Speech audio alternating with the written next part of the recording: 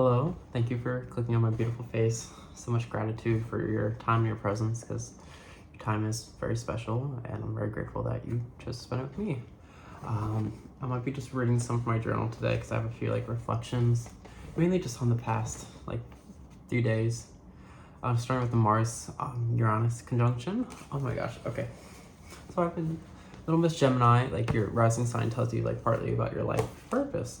And I was like, okay, so my life's purpose is to, one, be a communicator and disseminate thoughts, knowledge, ideas. And I'm like, okay.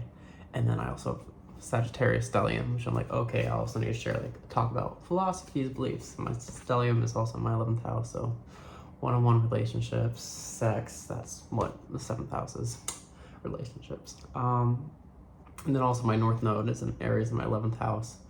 So I need to take initiative in my social media, social settings, and be more of a leader and be more myself because I'm capable and I have great things to bring to the table. But everyone's been on the South Node journey. It's called the comfort zone. South Node and Libra are very comfortable there, very just people pleaser, and it's been so freeing to let go of that. But I follow many astrologers. If you're curious which ones I listen to, happy to tell you about them.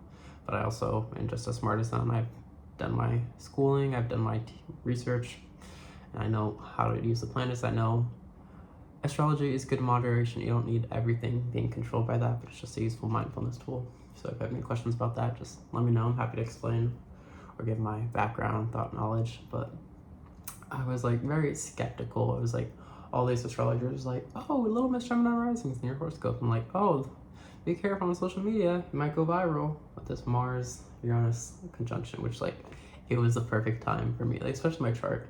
Mars Uranus conjunction during my Uranus square from my first house to my natal Uranus in my 10th house at 3 degrees. I'm like, oh, you can't make this shit up. You can't make astrology up. So I feel very grateful. I'm like, oh, this is actually really good. I'm gonna make a different video about a little more just mellow, talking about some about the downsides, but it's been really good, chaotic, and just a quantum leap in my timeline. Where I'm like, oh, I don't have to do my mundane job anymore. I could, this is a potential, which is just so nice that I can make an income talking about the stuff I love, astrology, and also the male physique. Who doesn't love the male physique? Sorry, side hustler. But I love it both, and if I can make more money being authentic and not have to slave away that old job. Yeah, I'll talk about ego death in my Saturn Sun square reflection, but it's just I've been reveling in so much gratitude for life and spirit, because I've been struggling the past 2-3 years, and it's okay to struggle. We're like nature, we're not meant to blossom year round. There's seasons of hibernation. Certain Uranus or Saturn transits can be hibernation. Your 10th or 12th house, those can be struggles. Other private houses, sometimes the 6th, sometimes the 4th, yeah. So if you have questions, I can help you with that. And it's just back then, I was also struggling with substance addiction.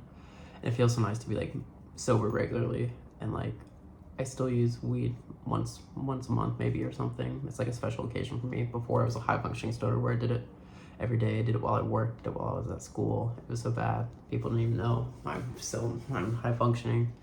Some people couldn't even tell. It was sad, it was true.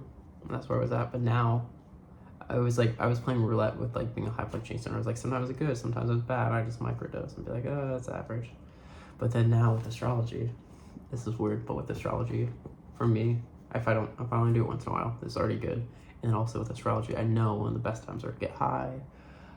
Certain Neptune transits. If you're curious about best time for a spiritual awakening with a substance, with a psychedelic, I could help you. Just leave a comment if you're interested. I have some predictions and ways. Astrology is also personal. What works for me might not work for you in your chart, and so I encourage journaling, traveling with the transits. I write the date and I write, oh, Moon in Pisces, or I write the transit that's happening. Moon in Libra opposing Saturn, and shit like that. The Moon's the easiest one to keep track with. I'd say it's intense, but it's a lot. It was really good for me because this past Time Lord, my Time Lord currently was just in Cancer for I turned 21 in December, so since December to July, mainly, I had a Time Lord ruled in Cancer. My Time Lord was Jupiter, if you didn't know. So I was ruled by the moon, so I got really close to the moon cycles now. Just very grateful for that. But okay, now I'm rambling off topic. Let me know what topics you want me to rant about, but I'm just very grateful for all the love and support with this Mars-Uranus transit. Be very careful how you use astrology is my main takeaway. I'm like crunching. I know, I just showered, but I'm tired. I need to eat dinner soon. But how are you feeling, beautiful people? What are your thoughts? What are your questions for me? Any astrology questions? Happy to help. With love.